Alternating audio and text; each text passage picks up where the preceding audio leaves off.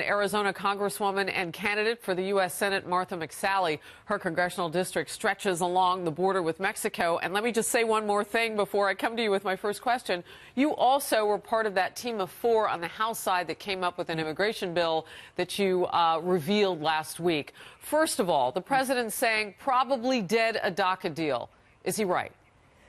Well, it seems that way right now. It looks like the Democrats are not negotiating in good faith. And just because 6 people have agreed to something, the rest of us who are in the room have not been involved. And if you look at our bill, which the president said he supports, which the Secretary of Homeland Security says she supports, we've come to the table after working for over 4 months and negotiating in good faith to address the priorities of the American people of real border security, cracking down on sanctuary cities, case law, while making it harder for those that are gang members and others, get them deported, and those that are violent felons, and then also ensuring that the root causes of why we have DACA in the first place are addressed. This is a reasonable, prioritized approach that the president said he supports, and that really should be our starting point for the negotiations.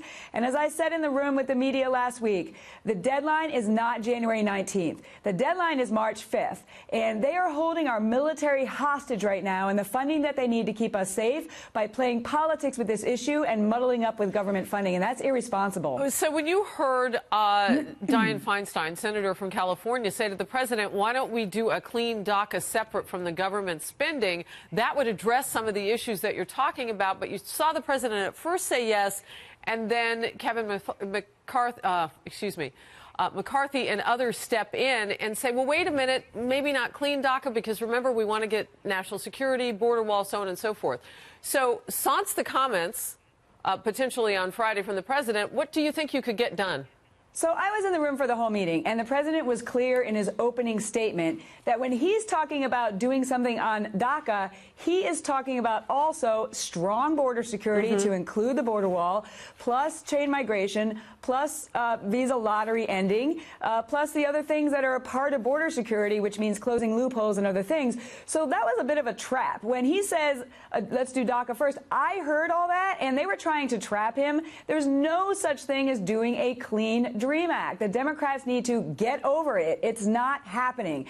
We, in our bill, have come up with the president's priorities, the American people's priorities, and that should be a starting place for these negotiations. And those 4 buckets still matter. Border security, something on DACA, ending chain migration, ending the visa lottery. These are reasonable requests for us to move forward. All right. There's still this talk, though, of what the president may or may not have said and the incendiary type of language that at least Senator Lindsey Graham says was used. He didn't get specific, but he said vulgarities. Let's watch, then, what Senator Graham is saying at this point. He says, we're not going to get there by the president tweeting.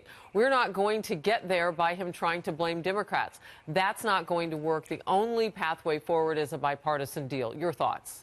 Well, we need 60 votes in the Senate. So those of us in the room, there was far more than the 6 senators that came up with their proposal, which, thanks for your work, but the rest of us need to be involved. And we represent, I think, additional priorities that have to be addressed in this bill.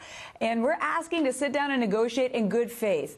We do need Democrats to vote for any solution in the Senate, but we also need to make sure that we have a consensus bill for those who were elected, which is Republicans in the House, the Senate, and the White House, to get behind a solution. And the American people want real border security. They want to address the root causes of why we have a DACA population in the first place, and any bill needs to have those things in there. Well, you mentioned a March date, and we saw a judge last week from the Ninth Circuit say, no, this may get kicked down the road even further, because he wants to take a look at it, keep it in place the way it is now, pushing against what the president and the White House had wanted, and that could be as far along as June, depending on this judge's docket.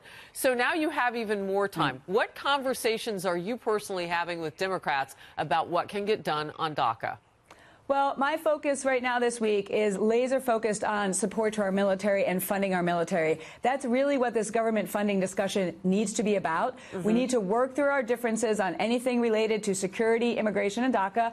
But the deadline this week is about military funding. And so stop holding this hostage. Let's, in good faith, negotiate these other issues. But we've got to fund our military. Our troops deserve the certainty and the resources in order to keep us safe. So let's focus on that this this week. All right, real quickly before I let you go, some Republicans have said they don't like that term, that kind of getting toward amnesty. How do you personally, in your bill, what do you think about dealing with the Dreamers, and is it akin to amnesty? Absolutely not, Harris. Again, if you look at our bill, it is a consensus conservative bill. The president is behind it. Other outside groups who are strong on immigration and border security issues have gotten behind it. But what do you do with the Dreamers? So we provide them a legal status, every 3 years renewable if they stay out of trouble and they're contributing, and it's no special path to citizenship. It's got to be fair for those who have actually taken the legal path. If they can take existing paths like marrying a U.S. citizen or getting an employer to sponsor them, but it's not fair to have them go before people who have been waiting a long time and are contributing. So that's our plan. Every 3 years renewable, and they can travel, but they need to be paying a fee as well in order to process through everything, while we also are addressing the root causes. This is a strong bill. Again, the president is behind it, and we really believe it addresses these issues. A lot of good information there for people to sift through and make up their own minds. Congresswoman McSally, thank you from the great state of Arizona very much. Thanks, Harris.